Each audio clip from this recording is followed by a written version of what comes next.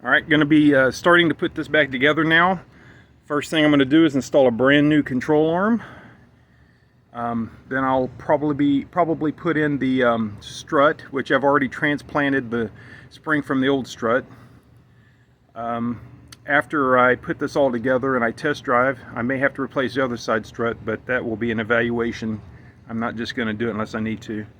After that, I'll install the knuckle and then finally the axle. That's going to be the order of things, but we're going to start with the control arm now. Okay, so I'm having a little trouble getting this control arm to bolt in. It looks to me like this bolt is going in at a downward angle. So that kind of tells me this piece was pushed up maybe 1/4 inch. It isn't going to be much when she hit the curb.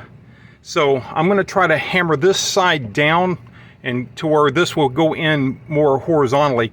It looks like the bolt's hitting low on this side, so it's not hitting the threaded hole over there. So I'm gonna tap this down, mess around with that side and see if I can't get that to go in. Otherwise, we'll never be able to put this together. I mean, I got to bolt that in.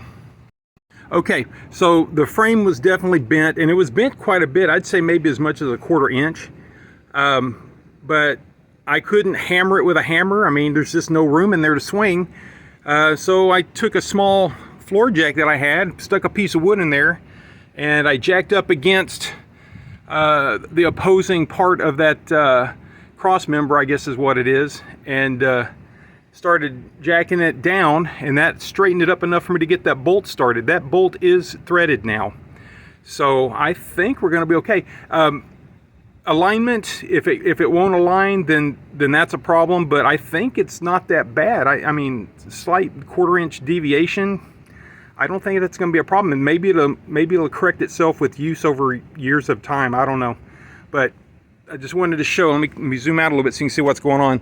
A floor jack with the lifting part nestled underneath.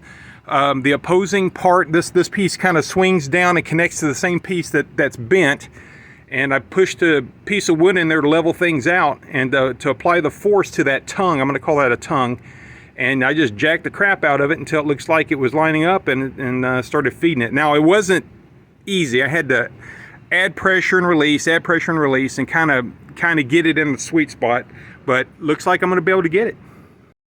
All right, the control arm is installed. I've got the bolts all torqued, FYI. There's two bolts underneath here. These 2 bolts, those go at 85 foot-pounds. This one here goes at 100 foot-pounds torqued. So just FYI.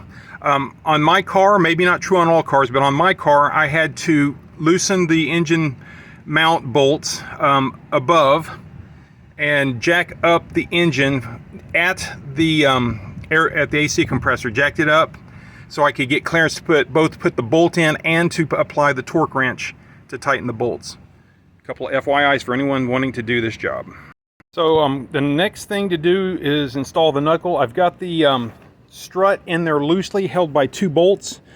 You can see which 2 I chose, and the reason being, we've got to be able to maneuver this in order to slip this part of the knuckle onto the bottom part of the strut.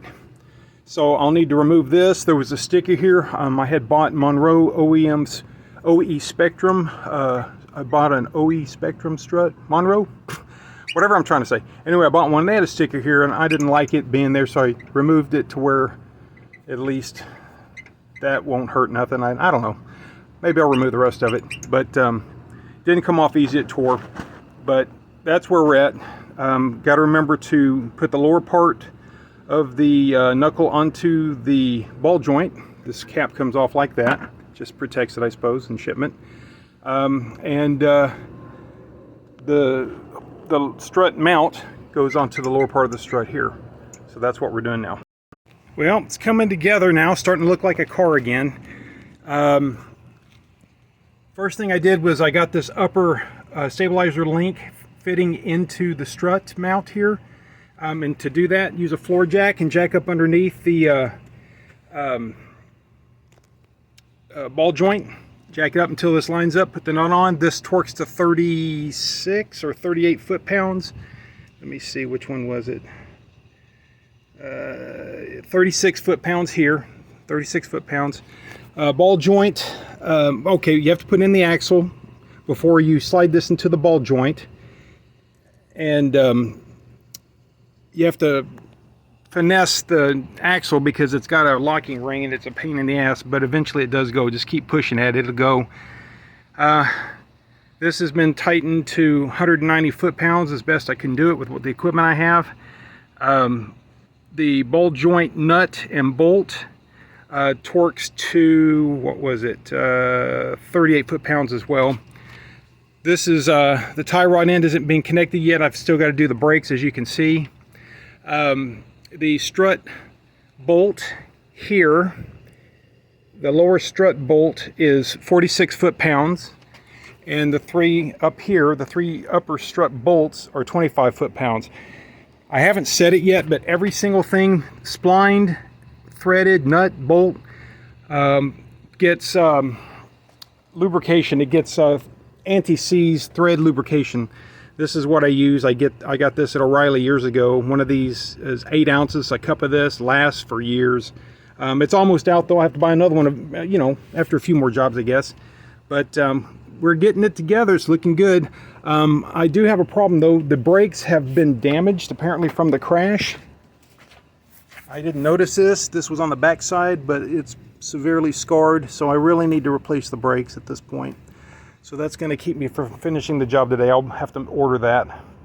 If I don't mail order it and I order it local, it'll be more expensive. So I think that's it for today. I'm going to leave the tie rod unconnected until I get the brakes mounted.